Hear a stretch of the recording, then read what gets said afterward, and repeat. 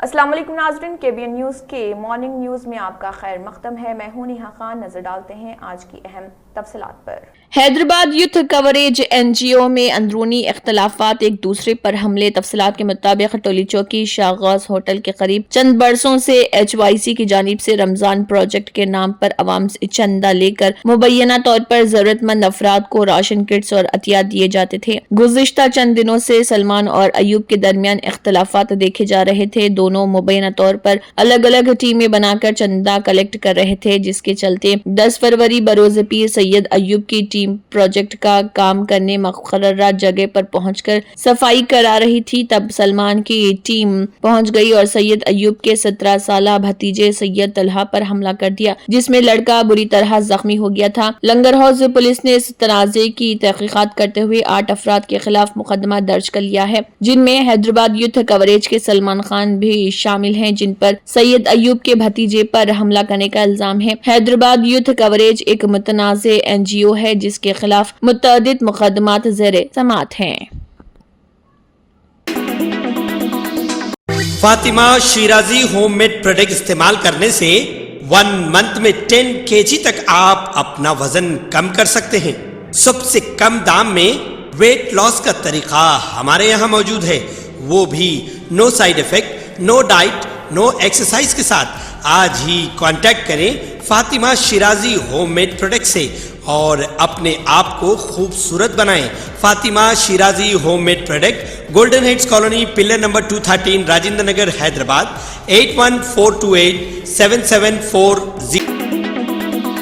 تلنگانہ حکومت مارچ کے پہلے ہفتے میں اسمبلی میں ایک تاریخی بل پیش کرنے والی ہے، جس کا مقصد پسماندہ طبقات BCs کے لیے تعلیم، روزگار اور مقامی اداروں میں 42% ریزرویشن فراہم کرنا ہے۔ یہ اقدام ریاست میں پسماندہ طبقات کی آبادی کے تناسب میں ریزرویشن دینے کے لیے طویل عرصے سے کی جانے والی مانگ کو پورا کرنے کی کوشش ہے۔ یہ بل پہلے ہی ریاستی کابینہ سے منظور ہو چکا ہے اور 2023 کے اسمبلی انتخابات کے دوران کانگریس پارٹی کی BC ڈکلیریشن میں کی گئی ایک اہم وعدے کو پورا کرتا ہے۔ حکومت کا ارادہ ہے کہ وہ اس بل کو مرکز کے سامنے پیش کرنے سے پہلے ریاست کے تمام سیاسی جماعتوں کی حمایت حاصل کرے تاکہ پارلیمنٹ سے یہ قانون منظور ہو سکے۔ یہ بل BC کمیشن کی سفارشات کے مطابق تیار کیا جائے گا، جس کی سربراہی بسنی وینکٹیشور راؤ کر رہے ہیں۔ اس کا مقصد ریزرویشن کو منصفانہ اور درست طریقے سے نافذ کرنا ہے۔ اس کے علاوہ تلنگانہ حکومت ان خاندانوں کو دوبارہ موقع دے رہی جو سماجی و اقتصادی اور ذات کے سروے میں چھوٹ گئے تھے۔ 16 سے 28 فروری تک یہ خاندان اپنی تفصیلات ایک مفت ہیلپ لائن نمبر، منڈل ترقیاتی دفاتر یا آن لائن پورٹل کے ذریعے جمع کروا سکتے ہیں تاکہ وہ سروے میں شامل ہو سکیں۔ تلنگانہ حکومت کی یہ کوششیں ریاست کے پسماندہ طبقات کے لیے سماجی و اقتصادی طاقتور بنانے کی طرف ایک اہم قدم ثابت ہو سکتی ہے، جسے وسیع سطح پر پذیرائی مل رہی۔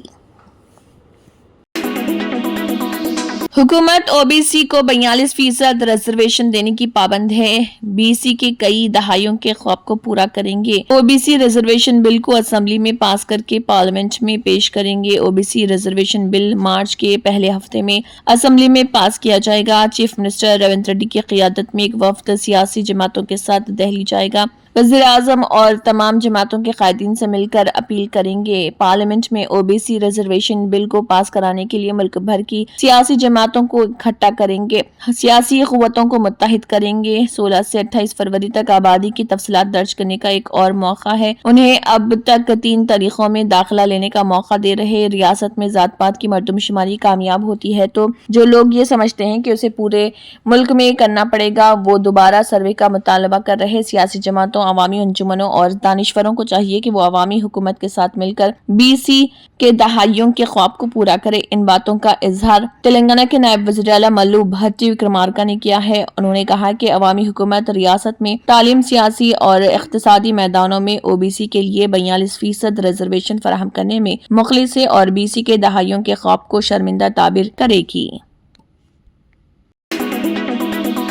تلنگانہ حکومت نے راشن کارڈ جاری کرنے کے لیے سخت ضابطے متعارف کرائے ہیں، جس کے تحت درخواست دہندگان کو تمام اہل افراد کے آدھار کارڈ اور 2 ماہ کے بجلی کے بل فراہم کرنا ہوں گے۔ اگر یہ دستاویزات مکمل نہ ہوں تو درخواست مسترد کر دی جائے گی۔ تلنگانہ کے محکمہ شہری سپلائز نے نئے راشن کارڈ کے لیے کچھ لازمی دستاویزات کی فہرست جاری کی۔ آدھار کارڈ راشن کارڈ پر شامل تمام افراد کے آدھار کارڈ کی اسکین کی ہوئی کاپیاں فراہم کرنا ضروری ہے۔ بجلی کے بل 2 ماہ کے بجلی کے بل کی کاپیاں فراہم کرنی ہوں گی تاکہ رہائشی ثابت کی جا سکے۔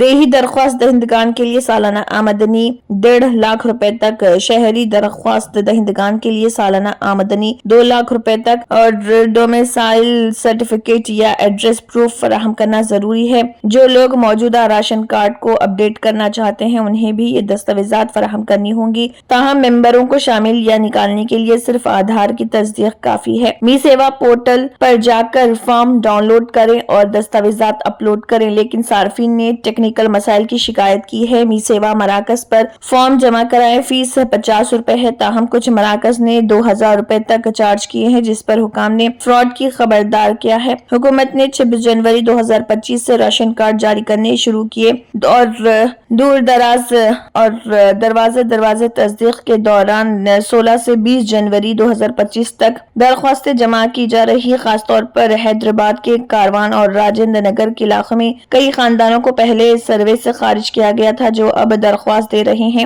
EKYC کی آخری تاریخ 31 جنوری 2025 تھی، جو درخواستیں مسترد ہو جائیں گی۔ ان پر EPDS پورٹل پر اعتراض دائر کیا جا سکتا ہے۔ تلنگانہ حکومت کی یہ کوشش ہے کہ راشن کی غیر منصفانہ تقسیم کو روکا جائے، مگر اس کی تصدیق اور سخت دستاویزات کی وجہ سے غریب خاندانوں کو مشکلات کا سامنا ہے۔ حکام نے درخواست دہندگان کو ہدایت دی ہے کہ وہ تمام ضروری دستاویزات کے بارے میں دھیان دیں اور می سیوا مراکز پر اضافی چارجز کے بارے میں فوراً اطلاع دیں۔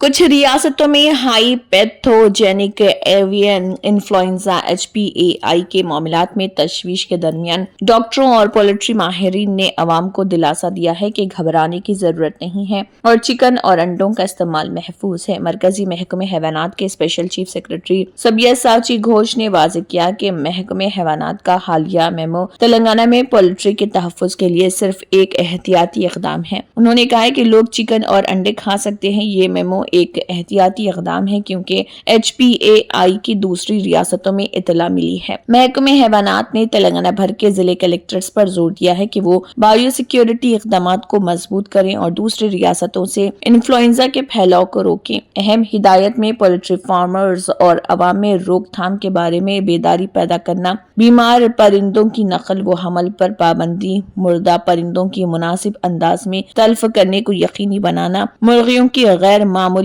اموات کی جلد اطلاع محکمہ ویٹرنری اور اینیمل ہسبینڈری کو دینے کی حوصلہ افزائی کرنا اور متعلقہ اقدامات پر غور کرنے کے لیے ضلع سطح کے محکموں کے اجلاس کا انعقاد شامل ہے۔ شہر کے ایک ماہر امراض اطفال ڈاکٹر فاروق نے کہا ہے کہ مناسب طریقے سے پکا ہوا پولٹری اور پیسچرائزڈ ڈیری مصنوعات کھانے سے صحت کو کوئی خطرہ نہیں ہوتا۔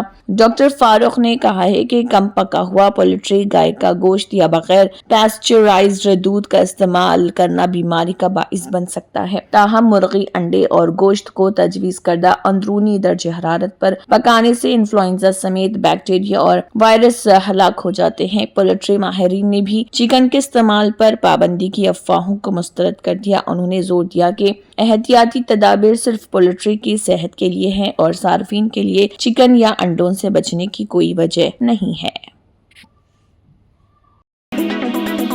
تلنگانہ ہائی کورٹ نے ریاستی حکومت کو ہدایت دی ہے کہ وہ 2021 میں مہیشورم منڈل میں نجی پارٹیوں کو 103.35 ایکڑ زمین کی منتقلی کے بارے میں وضاحت فراہم کرے۔ یہ زمین نگرم گاؤں کے سروے نمبر 181 میں واقع ہے جو رنگا ریڈی ضلع میں ہے اور یہ زمین رجسٹریشن ایکٹ کی سیکشن 2A کے تحت ممنوعہ پراپرٹیز کی فہرست میں شامل تھی۔ عدالت نے حکومت کے ریونیو وکیل کترم مرلی دھر ریڈی کو ہدایت دی کہ وہ زمین کو ممنوعہ فہرست میں شامل کرنے کے بارے میں جاری کیے گئے حکم یا یادداشت کی ایک کاپی فراہم کرے تاکہ اس قانونی عمل کو واضح کیا جا سکے جس کے تحت اس زمین کو ممنوع قرار دیا گیا۔ اس کے علاوہ ہائی کورٹ نے اس زمین کی منتقلی میں شامل نجی پارٹیوں کو 2 ہفتوں کے اندر اپنا جوابی ردعمل جمع کرانے کی ہدایت دی، جس میں یہ وضاحت دی جائے گی کہ اس زمین کی منتقلی کیوں کی گئی حالانکہ یہ ممنوع فہرست میں تھی۔ اس سے کیس کی پیچیدگی میں مزید اضافہ ہو گیا ہے اور اب اس معاملے پر سول کورٹ اور ہائی کورٹ میں متعدد درخواستیں زیر التوا ہیں۔ یہ اپیل جسے محمد فاروق علی خان اور دیگر نے دائر کیا ہے 2021 میں زمین سے متعلق 15 دستاویزات کی رجسٹریشن کو چیلنج کرتی ہے۔ حالانکہ یہ زمین ممنوعہ فہرست میں شامل تھی، اس سے منتقلی کی قانونی حیثیت اور اس کے نتیجے میں جاری مقدمات پر سوالات اٹھ رہے ہیں۔ اس کیس کا فیصلہ مستقبل میں متنازع اراضی اور ممنوعہ پراپرٹیز کے متعلق مقدمات کے حوالے سے ایک قانونی نظیر قائم کر سکتا ہے۔ ہائی کورٹ کا فیصلہ بڑے قریب سے مانیٹر کیا جائے گا کیونکہ یہ مستقبل میں اسی طرح کے کیسز کے قانونی فیصلوں پر اثر ڈال سکتا ہے۔ چیف سیکرٹری شانتی کماری نے کلیکٹروں کو ہدایت دی کہ وہ اس بات کو یقینی بنائیں کہ صارفین کو مناسب قیمت پر مناسب مقدار میں ریت دستیاب ہو۔ شانتی کماری نے بھوپال پلی، ملگو، بھدرادری، کوتاگوڑم، پیدا پلی، منچریال اور کریم نگر کے ضلع کلیکٹروں کے ساتھ ویڈیو کانفرنس کی۔ انہوں نے کلیکٹرز کو ہدایت دی کہ وہ رسدوں اور سٹاک یارڈز کی 24 گھنٹے چوکسی رکھیں اور اس بات کو یقینی بنائیں کہ ان رسدوں اور سٹاک یارڈوں سے ریت کی غیر مجاز اٹھان نہ ہو۔ کلیکٹروں سے کہا گیا کہ وہ مشترکہ ٹیمیں تشکیل دیں اور پولیس اور محکمہ ٹرانسپورٹ کے اہلکاروں کی شمولیت سے سڑکوں پر گشت کو تیز کریں۔ پرنسپل سیکرٹری مائنز سری دھر نے بتایا کہ سٹیک ہولڈرز اور ٹرانسپورٹروں کے ساتھ میٹنگ ہوئی ہے اور انہیں ریت کو غیر ضروری عناصر کے چنگل سے آزاد کرنے کے حکومت کے فیصلے کے بارے میں بتایا گیا تاکہ اس بات کو یقینی بنایا جا سکے کہ عام آدمی کو مناسب قیمت پر ریت دستیاب ہو۔ تلنگانہ سیکریٹریٹ کے ساؤتھ بلاک کی 6ویں منزل سے پلاسٹر کا ایک حصہ احاطے کے اندر ایک کار پر گر پڑا جس کے سبب اس کار کو معمولی نقصان پہنچا۔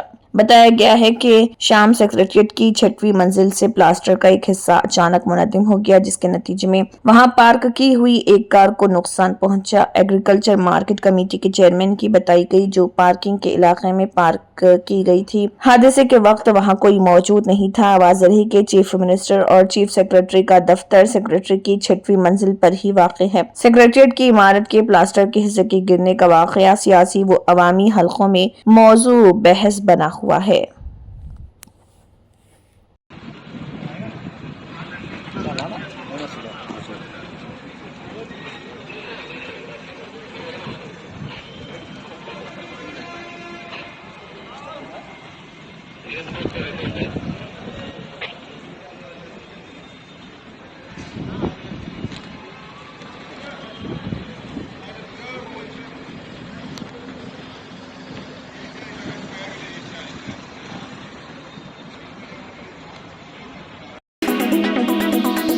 ڈرگس کنٹرول ایڈمنسٹریشن تلنگانہ نے گمراہ کن اشتہارات کی وجہ سے کچھ دوائیں ضبط کی ہیں۔ بتایا گیا ہے کہ سٹون نیل ڈی ایس سیرپ ایک آیورویدک دوا ہے جس نے گردے کی پتھری، رینل کیلکولی اور یوریتھرل کیلکولی کا علاج کرنے کا دعویٰ کیا۔ اس کے علاوہ مہا سدرشن کاڑا ایک آیورویدک دوا نے بھی بخار کا علاج کرنے کا دعویٰ کیا ہے۔ ڈرگس کنٹرول ایڈمنسٹریشن تلنگانہ کے عہدیداروں نے بازار میں گردش کرنے والی بعض دوائیں پکڑی ہیں جن میں ان کے لیبلوں پر گمراہ کن دعوے کیے گئے ہیں جن میں کہا گیا ہے کہ وہ گردے کی پتھری، رینل کیلکولی اور یوریتھرل کیلکولی اور بخار کا علاج کرتی ہیں۔ اس طرح کے دعوے منشیات اور میجک کے علاج کے خلاف ہیں۔ ڈرگس اینڈ میجک ریمیڈیز قابل اعتراض اشتہارات ایکٹ 1954 بعض بیماریوں اور عارضے کے علاج کے لیے مخصوص ادویات کے اشتہارات پر پابندی لگاتا ہے۔ کوئی بھی شخص منشیات اور جادوئی علاج قابل اعتراض ایف کے تحت بتائی گئی بیماریوں عارضے سے متعلق اشتہار کی اشاعت میں حصہ نہیں لے گا۔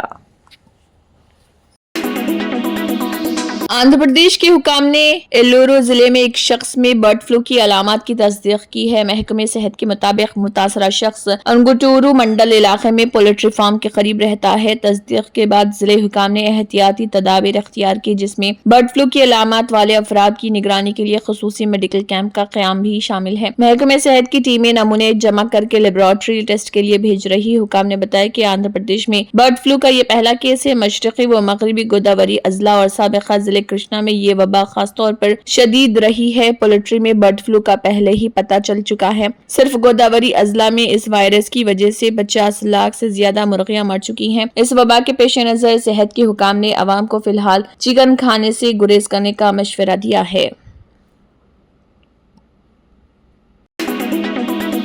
राज्यसभा में वक्फ तरमीमी बिल 2024 पर मुश्तरका कमेटी की रिपोर्ट पेश किए जाने पर अपोजिशन अरकान ने हंगामा किया, जिसकी वजह से ऐवान की कार्रवाई मुलतवी कर दी गई। डॉक्टर मेधावशराम कुलकर्णी ने जैसे ही ये रिपोर्ट पेश की, अपोजिशन अरकान ने अपनी निशस्तों से खड़े होकर इसकी शदीद मुखालिफत की। अपोजिशन अरकान ऐवान में ऊंची आवाज में बोल रहे थे, हालांकि शोर शराबे की वजह से ये वाज़ेह नहीं हो रहा था कि वो क्या कह रहे हैं। और सदर का एक पैगाम पढ़ना चाहा तो अपोजिशन अरकान ने इसके बाद भी जब स्पीकर जगदीप धुनकर पुरसुकून नहीं हुए। धुनकर ने कहा कि ये सदर की तौहीन है और वो इसकी इजाजत नहीं देंगे। उन्होंने अरकान से अपनी निशस्तों पर बैठने और अमन बरकरार रखने की दरख्वास्त की, लेकिन अपोजिशन ने उसे नजरअंदाज कर दिया, जिस पर स्पीकर ने कार्रवाई मुलतवी कर दी। बीजेपी की नजरियाती रहनुमा राष्ट्रीय स्वयंसेवक संघ RSS गुज़िश्ता 2 दहाइयों के दौरान काफी फैल चुकी है और दिल्ली में अपने पुराने पते पर मुंतकिल हो रही। वहां उसके आलीशान दफ्तर की तामीर तकरीबन मुकम्मल हो चुकी है। कुछ इंटीरियर का काम बाकी है। RSS का दफ्तर 3.75 एकड़ पर फैला हुआ है। इसमें 3 12 मंजिला टावर्स और तकरीबन 300 कमरे हैं। नए ऑफिस को RSS के प्रोग्राम मुनक़िद करने और RSS कारकुनों व कायदीन को ठहराने के लिए इस्तेमाल किया जाएगा। तामीर में कदीम और जदीद तकनीकों का इस्तेमाल किया गया है। 2018 में तामीर शुरू हुई थी। असल ऑडिटोरियम में विश्व हिंदू परिषद VHP लीडर अशोक सिंघल को एजाज अता किया गया, जो अयोध्या में राम मंदिर की तजवीज पेश करने वालों में शामिल थे। 3 टावरों में हर एक में 12-12 मंजिलें हैं, जिनके नाम साधना, प्रेरणा और अर्चना रखे गए हैं। इस इमारत का नाम केशुगंज होगा। इस इमारत में बहुत बड़ा सोलर पावर जनरेटर लगाया गया है। इसकी लाइब्रेरी में 8500 किताबें हैं और ये रिसर्चर्स के लिए खुली है। यहाँ एक क्लिनिक और 5 बिस्तरों का हॉस्पिटल भी है। ये नया कॉम्प्लेक्स 150 करोड़ की लागत से तामीर किया जा रहा और कम से कम 75,000 अतिया दहिंदगान ने इसके लिए अतिया दिया है।